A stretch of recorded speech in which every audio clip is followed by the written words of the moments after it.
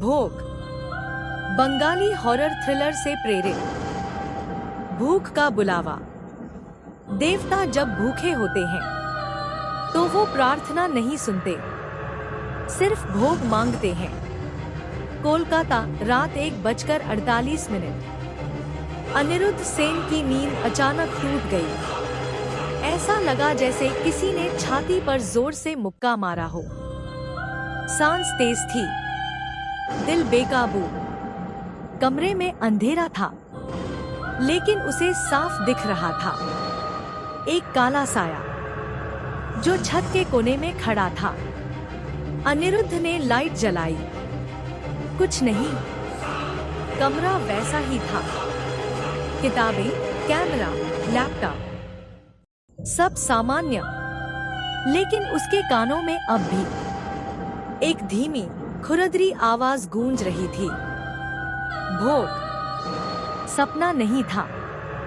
वह बिस्तर से उठा, पसीने से भीगा हुआ।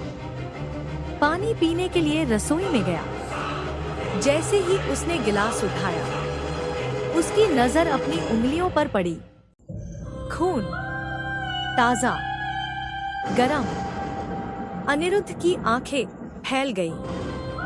उसने उंगलियां देखी, कहीं कोई कट नहीं था। फिर ये खून। उस रात वह दोबारा सो नहीं पाया। अनिरुद्ध सेन कौन था वह? 35 साल का, कोलकाता का रहने वाला। पेशा डॉक्यूमेंट्री फिल्म मेकर।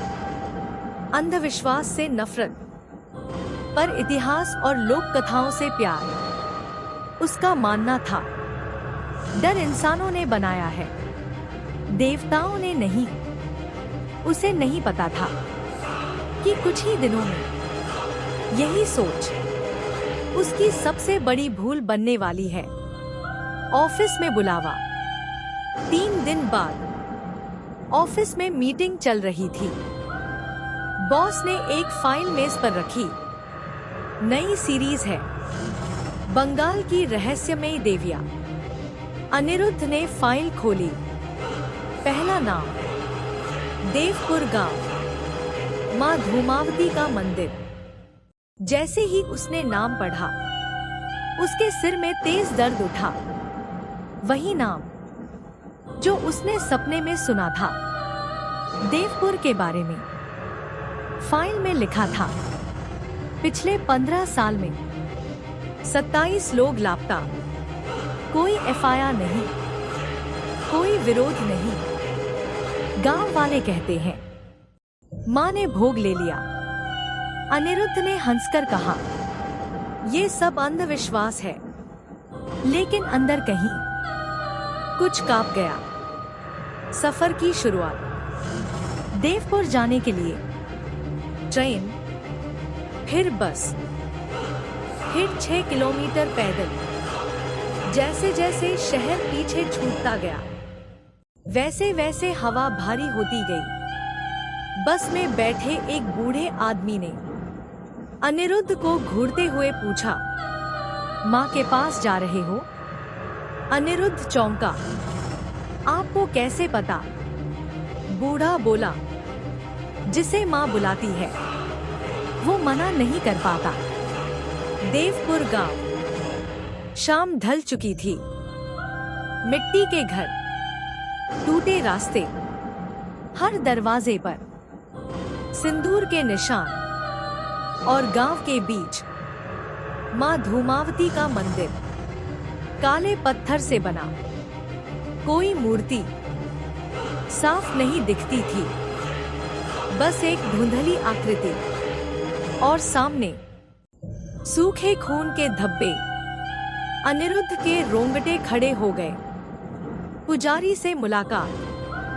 मंदिर से एक आदमी निकला। नाम कामाख्या दत्त। आंखें लाल, आवाज धीमी। उसने मुस्कुराकर कहा, माँ इंतजार कर रही थी। अनिरुद्ध ने पूछा, मेरा? पुजारी की मुस्कान गहरी हो गई। सबका। पहली रात अनिरुद्ध को गांव में एक कमरा दिया गया। खाना परोसा गया। चावल, दाल, मछली।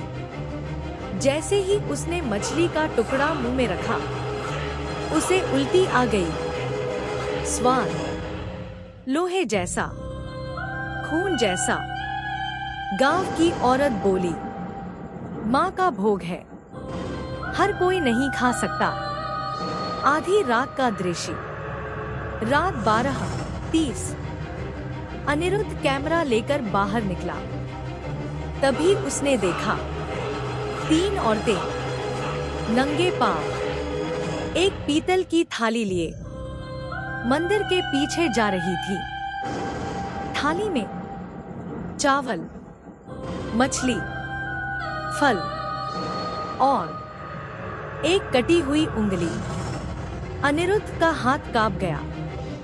उसी पल मंदिर के अंदर से आवाज आई, भोग स्वीकार हुआ। घंटी अपने आप बजने लगी।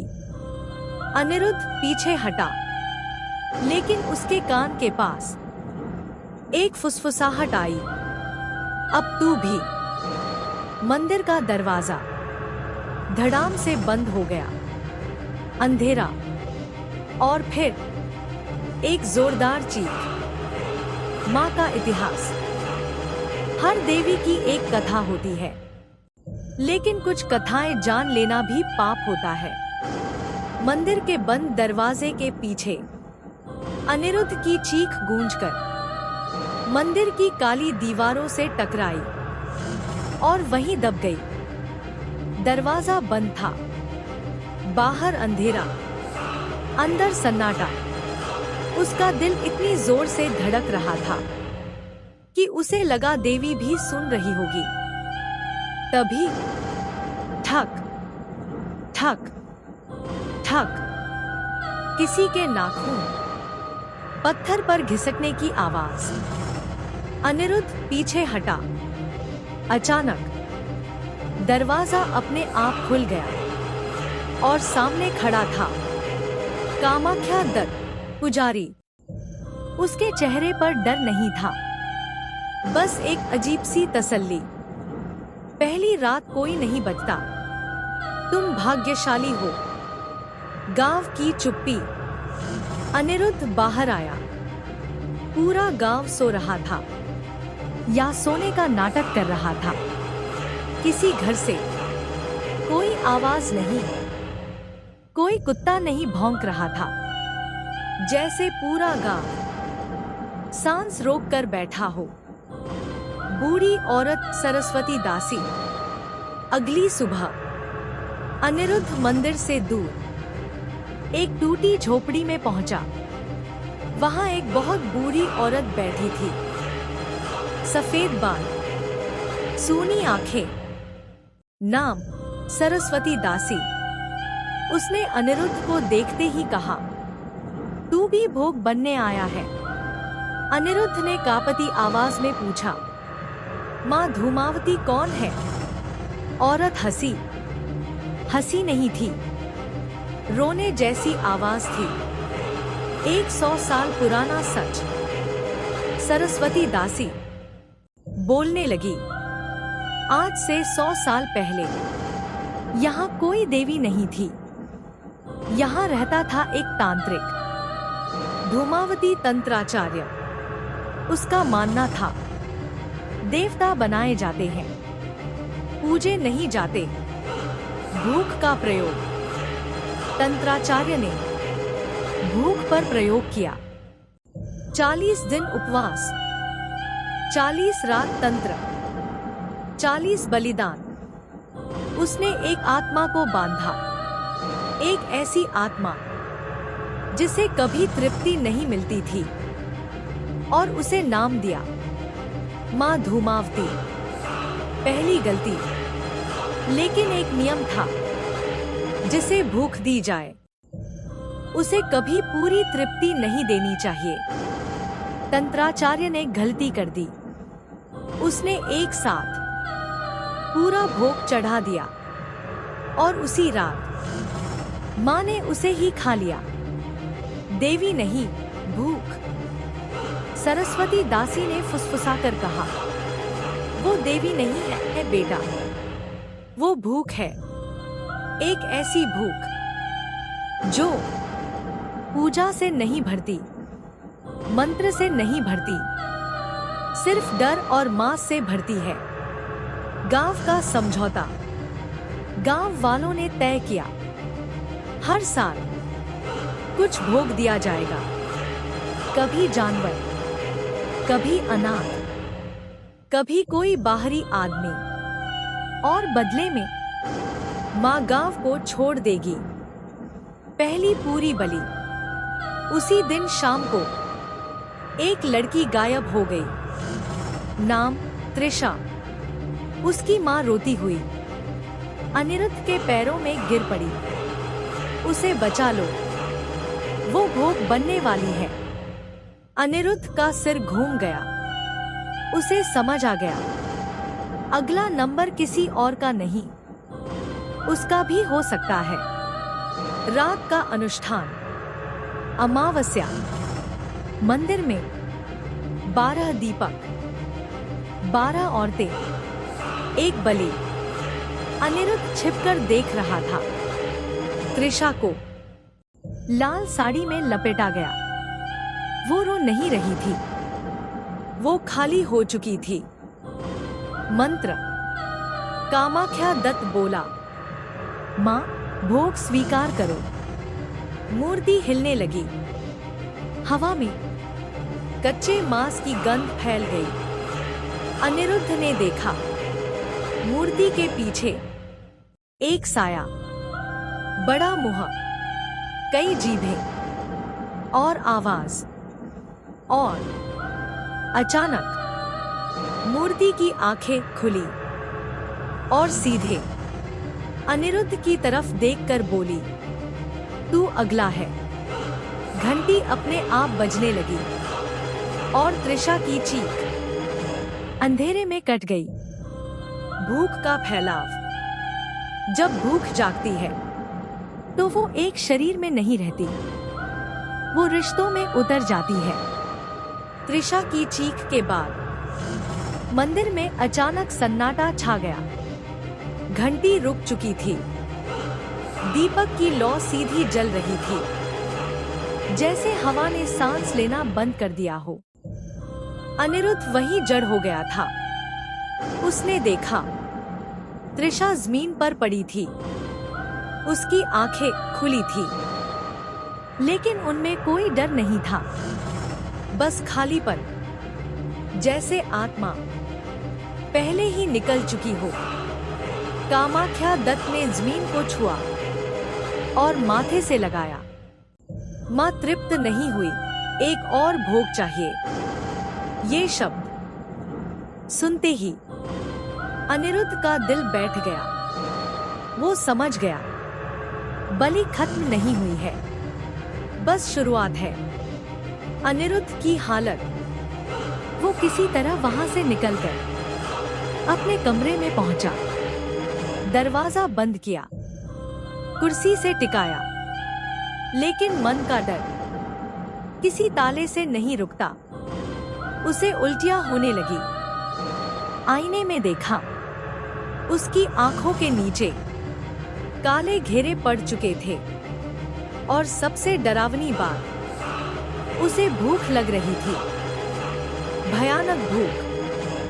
पेट नहीं, अंदर कहीं गहराई में। फोन की घंटी। रात 3:10। मोबाइल अचानक बज उठा। अनिरुद्ध ने कांपते हाथों से उठाया। स्क्रीन पर लिखा था, माँ। उसने तुरंत फोन उठाया। माँ। दूसरी तरफ आवाज बहुत कमजोर थी। अनिरुद्ध, मुझे कुछ खाने का मन नहीं करता। अनिरुद्ध घबरा गया। डॉक्टर को दिखाया। डॉक्टर कह रहे हैं, शरीर में जान नहीं बची। फोन कट गया। उसी पल अनिरुद्ध के कान में एक परिचित फुसफुसाहट आई। एक या वो भूख का रिश्ता। अनिरुद्ध समझ चुका था, माँ धूमावती अब सिर्फ देवपुर में नहीं है, वो उसके जीवन में घुस चुकी थी। देवी नहीं, भूख जो रिश्ता देखती है, कमजोरी देखती है और वहीं वार करती है। सरस्वती दासी की आखिरी चेतावनी। अनिरुद्ध फिर सरस्वती दासी के पास गया। वो जमीन पर बैठी कुछ चावल गिन रही थी। उसने अनिरुद्ध को देखा और बोली, अब देर हो गई है बेटा। अनिरुद्ध चीखा, रोकने का कोई तरीका नहीं। बूढ़ी औरत बोली, एक है। उसकी आवाज कांप रही थी, भूख को उसी को खिला दो जिसने उसे बनाया। कामाख्या दत्त का सच। सरस्वती दासी ने बताया, कामाख्या दत्त सिर्फ पुजारी नहीं था, वो धूमावती तंत्राचार्य का वंशज था।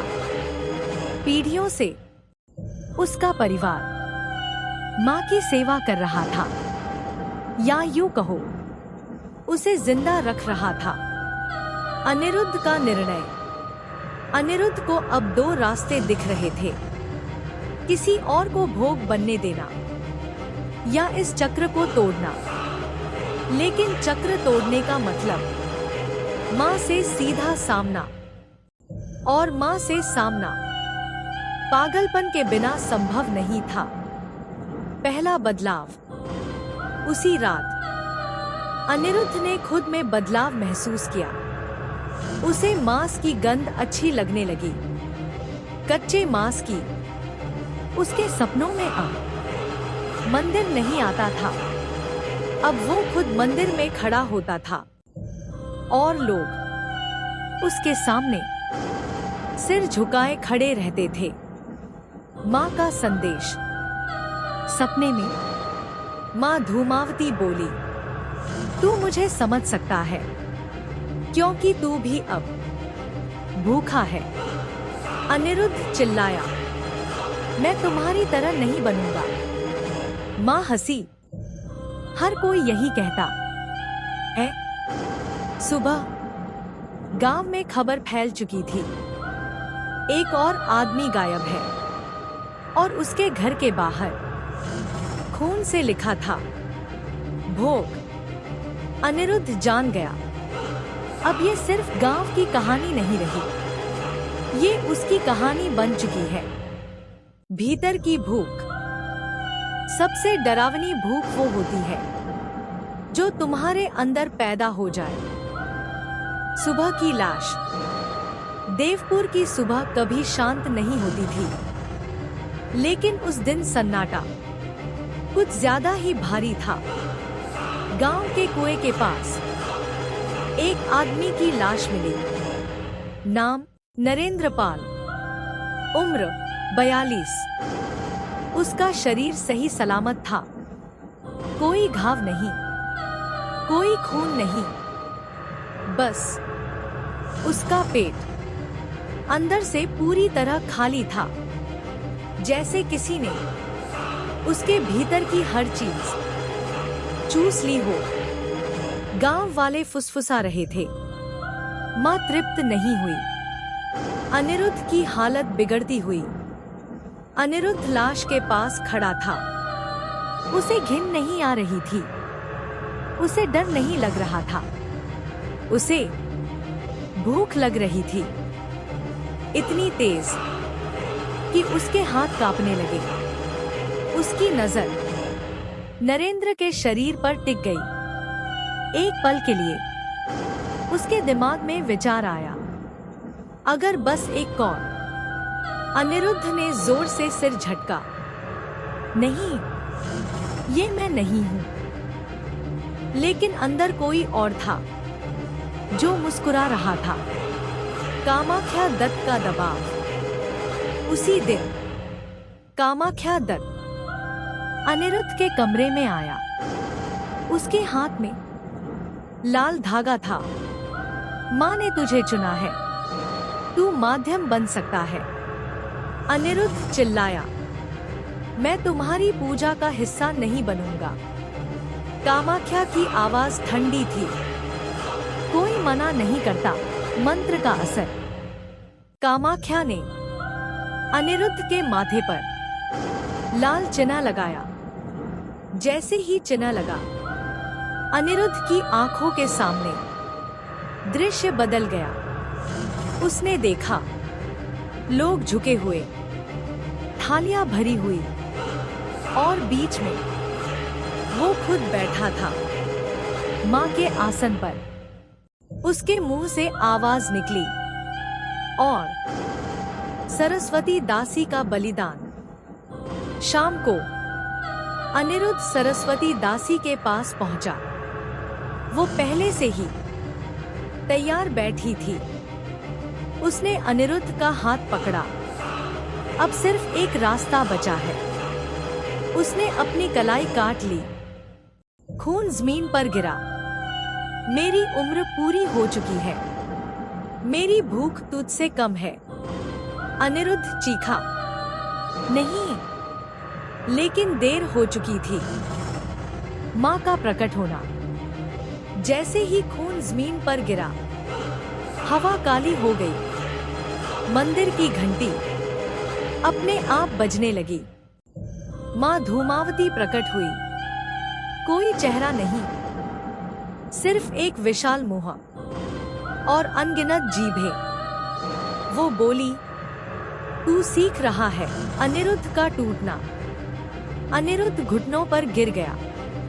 उसकी आंखों से आंसू गिर रहे थे, लेकिन वो आंसू पानी नहीं, खून थे। मां ने कहा, भूख स्वीकार कर, तभी तू मुझे मार पाएगा। सुबह सरस्वती दासी की झोपड़ी खाली थी।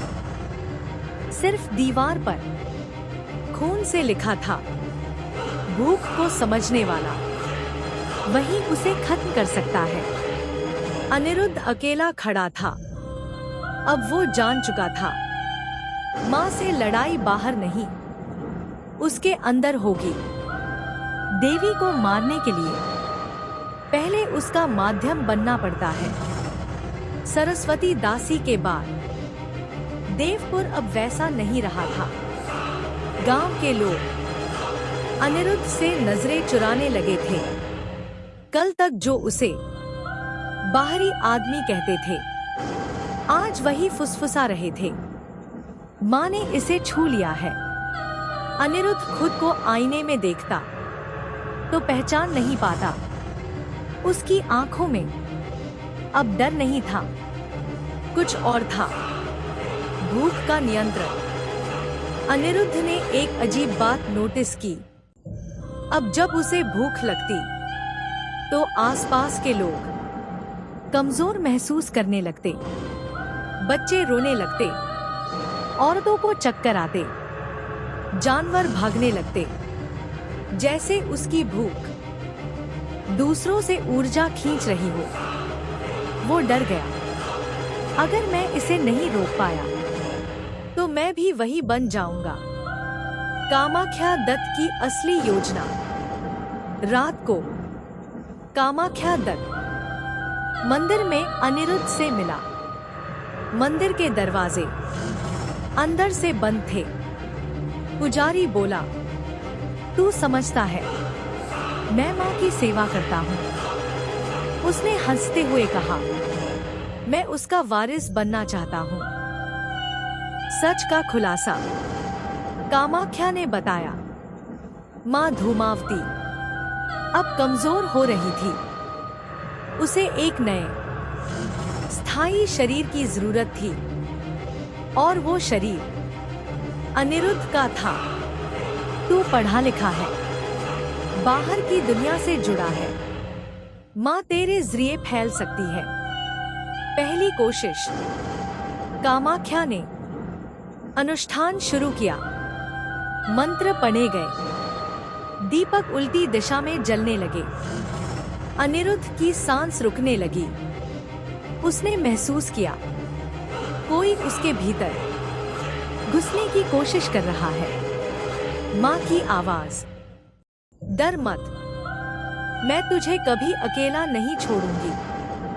अनिरुद्ध का विरोध। उसने आखिरी ताकत लगाई। अपने हाथ से माथे का लाल चिन्ह मिटा दिया। जोर से चिल्लाया, मैं तेरा मंदिर नहीं बनूंगा। हवा में विस्फोट हुआ। दीपक बुझ गए। कामाख्या पीछे गिर पड़ा। अधूरी विजय। अनिरुद्ध बच गया, लेकिन पूरी तरह नहीं। उसकी पीठ पर अब एक निशान था, माँ का चिन्ह। अब वो जानता था, माँ अंदर है। पूरी नहीं, पर काफी हद तक। नई समस्या। उसी रात कोलकाता से फोन आया। डॉक्टर बोले, आपकी माँ की हालत सुधर रही है, लेकिन अजीब बात है, अब वो लगातार कुछ मांग रही है। अनिरुद्ध ने पूछा, क्या? डॉक्टर चुप रहा, फिर बोला, मांस। अनिरुद्ध मंदिर के सामने खड़ा था। माँ धूमावती की मूर्ति अब उसे देखकर मुस्कुरा रही थी, और उसके कान में एक आखिरी फुसफुसाहट, अब तू मेरा रास्ता है। अनिरुद्ध ने आंखें बंद की। तो फिर रास्ता मैं ही बंद करूंगा। टकराव। जब देवता और इंसान आमने सामने होते हैं, तो जीत ताकत की नहीं, इच्छा की होती है। देवपुर की आखिरी रात। देवपुर में उस रात कोई सोया नहीं। हवा में अगरबत्ती नहीं, जलते मांस की गंध थी। मंदिर के चारों तरफ लाल धागे बांधे जा चुके थे। कामाख्या दत्त अकेला नहीं था अब। उसके साथ 6 और पुजारी थे। सभी के माथे पर माँ का चिन्ह। अनिरुद्ध का बदला हुआ रूप। अनिरुद्ध मंदिर की सीढ़ियों पर खड़ा था। उसकी आंखों में अब डर नहीं, निर्णय था। पीठ पर जलता हुआ माँ का निशान दर्द नहीं दे रहा था, बल्कि ताकत। उसे अब मंत्र याद आने लगे थे, जो उसने कभी पढ़े ही नहीं थे। भूख मुझे सिखा रही थी। कामाख्या दत्त का आखिरी खेल। कामाख्या आगे आया। अब भागने का समय नहीं है। या तो तू मां बनेगा, या आज सब खत्म होगा। अनिरुद्ध बोला, मां खत्म नहीं होगी, लेकिन तू जरूर होगा। कामाख्या हंसा। भूख कभी मरती नहीं। अनुष्ठान की शुरुआत। मंदिर के गर्भगृह में 13 दीपक, 13 खोपड़ियां। बीच में अनिरुद्ध। मंत्र शुरू हुए। जमीन कांपने लगी। मूर्ति से काला धुआं निकलने लगा। माँ धूमावती का पूर्ण रूप। पहली बार माँ पूरी तरह प्रकट हुई।